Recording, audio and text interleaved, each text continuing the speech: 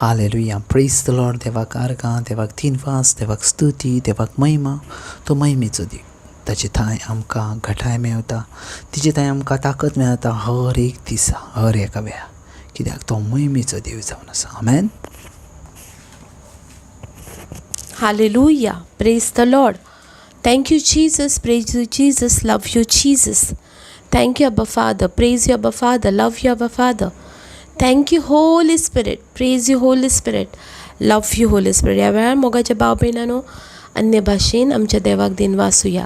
लिमोरा की नमकारा तेला मकारा तिला बाकाराता लेबेकेनो मोकोरोमोन तिरामा शाहा ताराबा कियाराबा ओब्रेकेनो मोकोरोमोन तारामा सिकी त्रमा सेकेराबा लेब्रिकी नमके काकाकामा ताराकी तरोतो लेतोरोबोती नमा शाहा ताराबा की तमाका.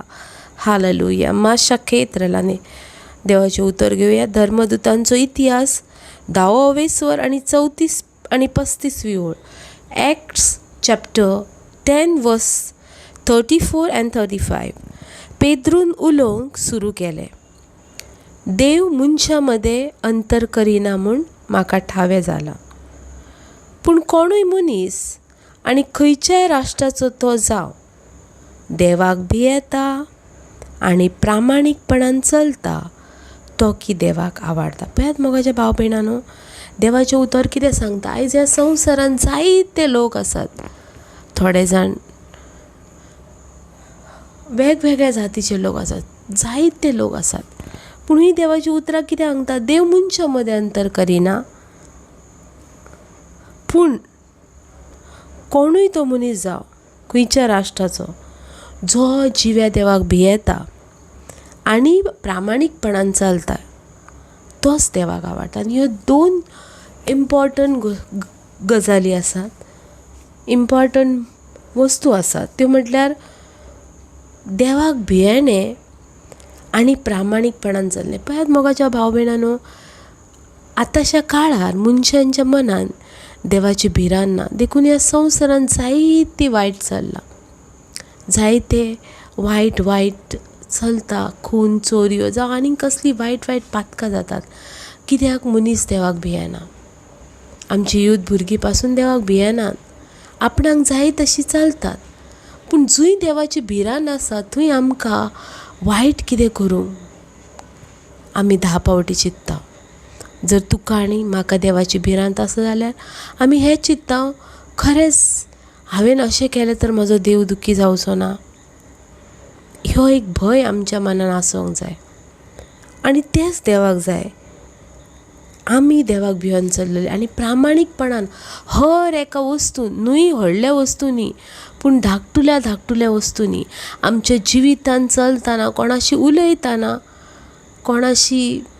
कोणाक मदत करतना पासून आनी हर एका वस्तून आमकां प्रामाणीकपणान चलोंक जाय आनी देवाक भियोन चलोंक जाय. त्याच वेळार देवाक आमी आवडटा, देवाक आनी आमी आवडटा. कित्याक पळयात मोगाच्या भाव भयणांनो, जायते पावटी आमी हेरांक फसोवंक शकता, पूण आमकां मनशांक फसोवंक जाता, पूण आमकां देवाक फसोवंक जायना.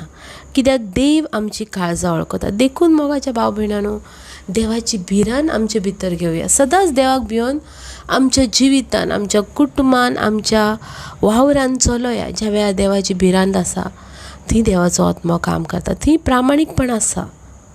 देखूनच बागेन पावलो म्हणटा, देवाची भिरांत आनी देवाची प्रामाणीकपण जेचे भितर आसा, तो की देवाक आवडटा. देखून हर एका वेळार देवाची भिरांत घेवन चलोया आनी प्रामाणीकपणान करुया. आमचे उलोवप पासून प्रामाणीकपणाचें आसून हर एक आमचो शब्द प्रामाणीकपणान भायर सरोंक न्हय. आमच्या तोंडांतली उतरां एक आनी आमचे भितर काळजांनी, पूण देवाच्या भिरांतीन बरोवन प्रामाणीकपणान चलोया. आनी हेंच देवाक जाय, आनी हेंच देवाक जाय. त्या देवाक ह्या वेळार दिन वासुया, खुशालकाय ताची स्तुती करुया.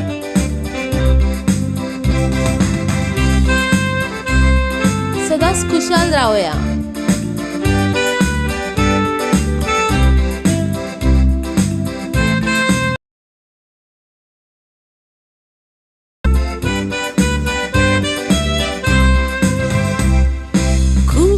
सदांच आमी भोंवचे, खुशाल दादोस आमी रावचे, मोगा जिवीत एकूच बरें, भाव भयणा जिवीत एकोरें, खुशाल सदांच आमी भोंवचे, खुशाल दादोस आमी रावचे, मोगा जिवीत एकूच बरें, भाव भयणा जिवीत एकोरें, आमची काळजां कशी नादार, नितोळावडे बरे उदकार, आमचो बापूय आसा स्वर्गार, आमचे तो सूख आमचे भांडार, खुशाल सदांच आमी भोंवचे, खुशाल दादोस आमी रावचे,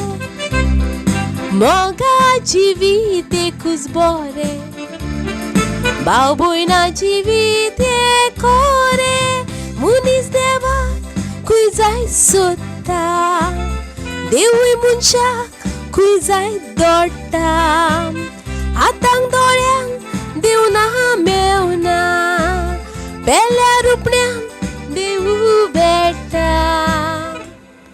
खुशाल सदांच आमी भोंवचे, खुशाल दादोस आमी रावचे, मोगा जिवीत एकूच बरें, भाव भयणा जिवीत एकोरें, भावाक तुज्या कित्याक केणचे, भयणी नांवार खोट्टे घालचे, कित्याक जिवीत कोडू करचे, गोड मोजाव दी जिवीत आमचे.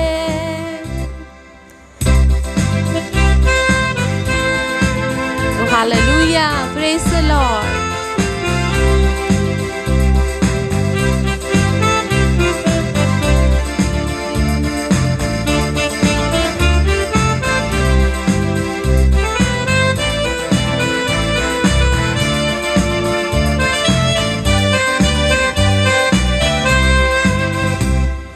खुशाल सदांच आमी भोंवचे, खुशाल दादोस आमी रावचे, मोगा जिवीत एकूच बरें, भाव भयणा जिवीत एकोरें, खुशाल सदांच आमी भोंवचे, खुशाल दादोस आमी रावचे, मोगा जिवीत एकूच बरें, भाव भयणा जिवीत एकोरें, मनीस देवाक खंय जाय सोदता, देवूय मनशाक खंय जाय दडटा, हातांक दोळ्यांक देव ना मेळना, बेल्या रुपण्यांक देव भेटता.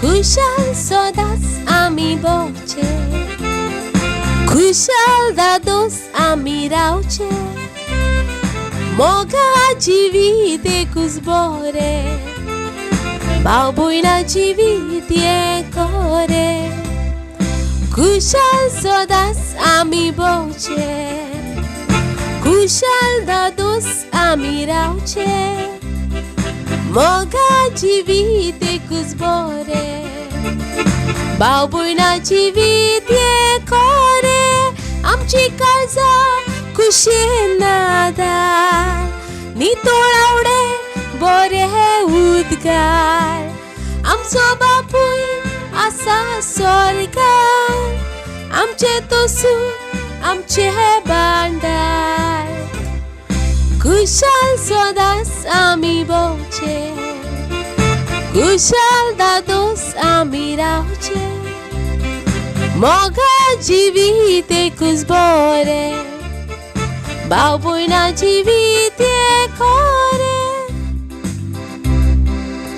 खुशाल सदांच आमी रावचे, खुशाल दादोस आमी भोवचे, मोगा जिवीत एकूच बरें, भाव भयणा जिवीत खरें. Hallelujah, praise the Lord. देवाक कारगां, देवाक दिनवास, देवाक स्तुती, देवाक महिमा. हर एका वेळार तो आमचो देव आसा आनी तो आमचे भितर वस्ती करता. आमेन. हालेलुया. एक क्लियर आसा, देव आमचे भितर वस्ती करता. थोडे जाण देवाक खंयच्या तरी वस्तूंनी सोदतात, थोडी जाणां देवाक खंयच्या तरी वाटेन सोदतात, थोडी जाणां खंयच्या तरी झाडांनी सोदतात.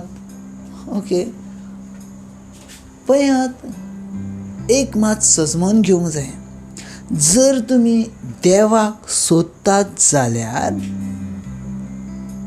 पयले सजमोन घेवंक जाय, तुमी सोदतात तो देव जिवो देव आसा. आमेन.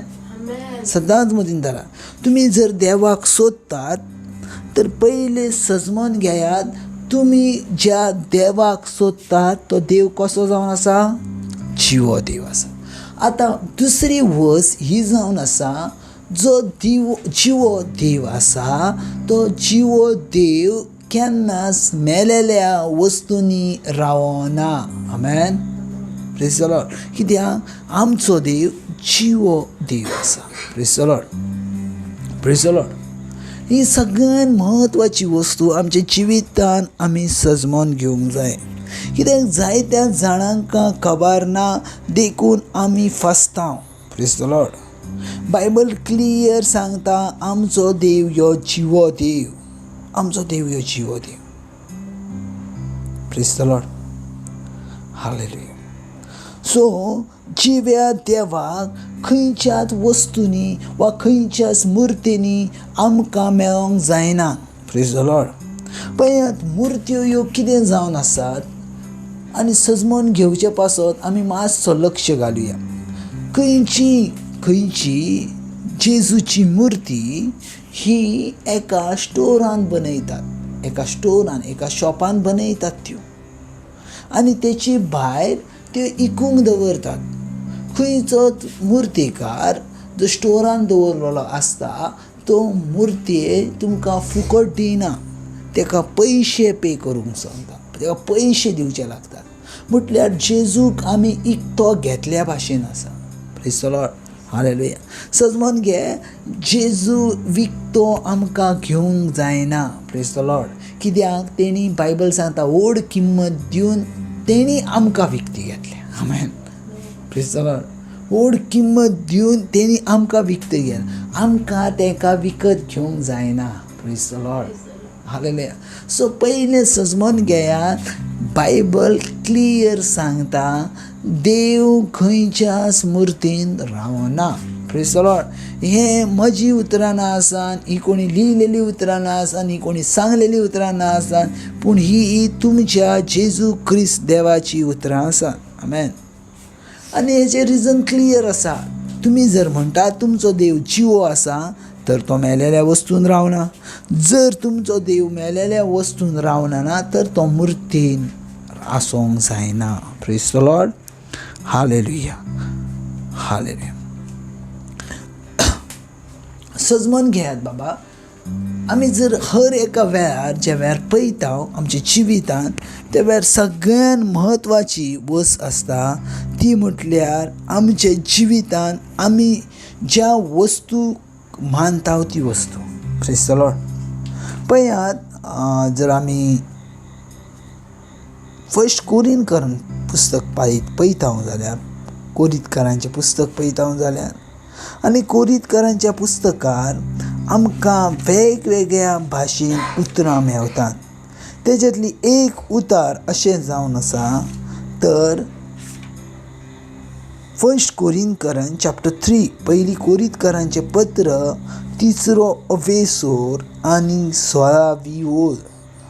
आनी थंय म्हणटा कितें तर तुमी देवाचें मंदीर आसात आनी देवाचो आत्मो तुमचे थंय वस्ती करता हें तुमकां खबर ना. आमेन. हालेलुया. पयले सुवातेचेर बागेंत पावलो म्हणटा तुमी देवाचें मंदीर आसात आनी देवाचो आत्मो तुमचे थंय वस्ती करता. तुमचे थंय वस्ती करता. तुमचे थंय देवाचो आत्मो रावता. आमेन. सो तुमचे थंय देवाचो आत्मो कित्याक रावता? कित्याक तुमी जिवी आसात. समजून घेयात. तुमी जर डेड आसल्यात जाल्यार तुमचे भितर देवाचो आत्मो वस्ती करतलो नासतो. पळयात, देवाचें रावचें ठिकाण जावन आसा ह्यो आत्मो. आमेन. देव तुमच्या कुडीन जंय आत्मो आसा थंय रावता. कित्याक देवाचें उतर क्लियर म्हणटा कितें तर तूं जावन आसाय पवित्र आत्म्याचें मंदीर. Praise the Lord. तूं जावन आसाय. सो तूं जे वेळार मंदीर जावन आसाय त्या वेळार देवाचो आत्मो तुजे भितर वस्ती करता. आमेन. तुजे भितर वस्ती करता. Praise the Lord. हालेलुया. पळयात 18वी लायन जर तुमी पळयतात जाल्यार फर्स्ट कोरिंथकरां चॅप्टर 3 वर्स 18 कोणेच आपणाकूच फसोवन घेवं नये. तुमचे भितरलो कोणूय ह्या संवसारांतल्या नियमा प्रमाणे आपूण एका जाणार मनीस म्हूण सजमता ताणें खरेंच जाणार जावच्याक पिसो जावचें पडटलें. आमेन. Praise the Lord. हालेलुया. बायबल क्लियर म्हणटा कोणूच आपणाक फसोवन घेवचें न्हू. Praise the Lord. कोणूच आपणाक फसोवन घेवचें न्हू. 19वी लायन पळयत कितें म्हणटा कित्याक देवा मुखार ह्या संवसारांतली जाणवाय एक पिशेपण. कित्याक अशें बरयलेलें आसा तो जाणार ताचेर नाड बुद्धी धरता. आमेन. Praise the Lord. हालेलुया. आनी नव्यान अशें बरयलेलें आसा जाणार मनशांची तितना पोलकी म्हूण सर्वेस्पर जाणा. सर्वेस्पर देव जाणा. हालेलुया. सो पळयात आमी जायते पावटी फसता. आमी म्हणटा ना आमी फकत ते उगडासाक करता. आमी फकत ते उगडासाक करता. ओके. आमी जर फकत तर उगडासाक करता जाल्यार तेका जर कोणी दुखयला, त्या मुर्तेक कोणी हर्ट केला वा त्या मुर्तेक कोणी अपमान केला जाल्यार तुमकां कित्याक दूख दिसोंक जायें? कित्याक तुमकां दुख्खान भरोंक जायें? कित्याक तुमचो आत्मो थंय अडकलेलो आसा. तुमचो सोल थंय अडकलेलो आसा. जंय सोल अडकयलेलो आसा, जंय सोल शिरकलेलो आसा तेका मुर्ती पुजा म्हणटात. आमेन. Praise the Lord. समजून घे. जर तुमकां जर जस्ट एग्जांपल घेयात, जर आमकां जेजूच्या मुर्तेचें कोणी तरी कितें तरी केलां, ओके, जेजूच्या मुर्तेचें कोणी तरी कितें तरी केलां जाल्यार वा अपमान केला जाल्यार तुमकां तो अपमान ज्या वेळार दिसता जाल्यार थंय तुमी मुर्ती पुजा केल्या भाशेन आसा. कित्याक जाणा जो मुर्ते वांगडा कितें करता तो मुर्ते विशयी करता, तो जेजू विशयी करना. कित्याक जेजू त्या मुर्तेन रावनाच. Praise the Lord. हालेलुया. पळयात बायबलान सगळ्यान व्हडलें एक वस जावन गेलें. सगळ्यान व्हडली ती वस. आनी ती वस म्हटल्यार जेजू क्रिस्त रागाबरीत जाला. आमेन. फर्स्ट टायम अशें बायबलान सजमता कितें तर जेजू रागा भरीत जाला. ओके. जेजू रागा भरीत कित्याक जालो? थंय अशे भाशेन बरयलां कितें तर तेच्या मंदिरान, तेच्या देव मंदिरान व्यापार चलतालो, पारवे विकताले आनी कितें वेगवेगळे बिजनेस चलतालो. त्या वेळार जेजू क्रिस्तान पयलें आपली सर्त घेतली आनी थंय तेका घेवन तेंकां सगळ्यांक धांवडलें आनी जेजू क्रिस्तान म्हटलें म्हज्या बापाचें मंदीर पवित्र मंदीर जावन आसा आनी तेका तुमी व्यापाराची ढोल करिनाकात, गुफा करिनाकात. Praise the Lord. सजवून घेयात जेजू क्रिस्ताचें कारण जावन आसलें तेच्या बापायचें मंदीर मेळ्ळें करूचें. Praise the Lord. पळयात, आयज मुर्ते उदेशी जायतीं जाणां बिजनेस करतात. आयज मुर्ते उदेशी जायतीं जाणां बिजनेसान आसात. पळयात, आयज मुर्ते वरवीं वेपार जालेलो आसा. जो तो आपलो वेपार करता, जो तो आपलें करियर करता. पळयात, मुर्ते वरवीं आमकां एक प्रायस दवरलेली आसा, एक किंमत आसा, एक मोल आसा. तेका 15,000, 20,000, 30,000, 40,000, 1,00,000, 1,50,000, 2,00,000, 3,00,000च्यो, 4,00,000च्यो पासून मुर्त्यो आसात. पूण ह्यो सगळ्यो मुर्त्यो मातये पासूनच जातात न्हू, आत्म्या पासून. आमेन. Praise the Lord. देव आत्मो, बायबल क्लियर म्हणटा, जो 4 वेसवर आनी 24 देव आत्मो आनी तेच्या भस्म्यांनी तेका आत्म्यान आनी सतान भजूंक जाय. Praise the Lord. आत्म्यान आनी सतान भजूंक जाय. Praise the Lord. हालेलुया. सजमून घेयात बाबा, देवाचें उतर ज्या वेळार आमी शिकता त्या वेळार आमकां देवाच्या उतरांसून कितें तरी मेवत आसता.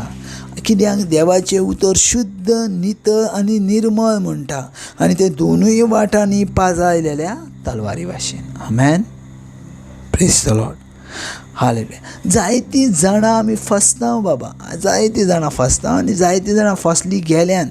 कित्याक फसली गेल्यान? फकत आमी जेका जेजू म्हूण सजमाता तो जेजू नाच.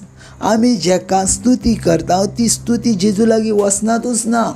आमी म्हणटा आमी उगडासाक करता जाल्यार आमी इतली लजेची वस आसा, एक देवाचो उगडास करूच्या पासत एक खंयच्या तरी वस्तूचो आमकां आदार घेवचो लागता.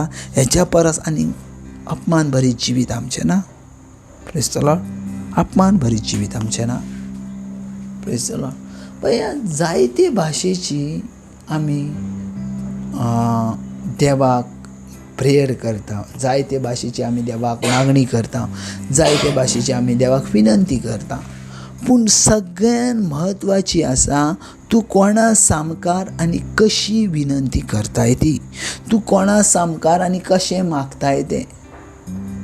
बायबल क्लियर सांगता, जेजू क्रिस्तान क्लियर म्हटलां, ज्या वेळार तुमी मागोंक वयतात तेन्ना तुमचें जनेलांतलें दार वा तुमचें दार बंद करात आनी कडी घालात, आनी भितर तुमकां रावल्या उपरांत देव तुमच्या मागलेल्या प्रश्नांक उत्तर दितलो.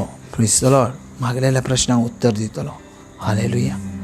पळया, सजमून घेयात बाबा, आमी देवान जेजू क्रिस्तान थंय अशें सांगोंक ना तुमी वचात आनी मुर्ते कडेन मागात जेजूच्यान तुमकां मेवतलें. ना, जेजून कितें म्हटलें, तुमी वचात, तुमच्या जनेलाक भितरसून कडी घालात आनी मागात. Praise the Lord. आनी मागात आनी तशें तुमकां मेवतलें. बायबल क्लियर म्हणटा, ना दिसतलो देव तुमकां आशिर्वादीत करतलो. आमेन. पळय, सजमून घेया, तुमचो देव आसा तो, आनी आमी त्या देवाक योग्य ते परेन भजूंक जाय. आमी त्या देवाक योग्य ते परेन वाखाणूंक जाय. आमी त्या देवाक योग्य ते परेन स्तुती करूंक जाय. आमेन. Thank you Jesus. ह्या दिसा पासून, ह्या वेळा पासत, ह्या भुरग्यां पासत, तेंच्या जिविता पासत आमी वाखाणटा जेजू तुका, कारण तूं योग्य तेचो आसा. तुज्या भायर देव ना, तुज्या भायर देव आसचें ना, तुज्या भायर देव ना. आमी योग्य रितीन वाखाणलेले तुका जाय, आनी आमी योग्य रितीन फुडल्या दिसान तुका वाखाण. आमेन. God bless.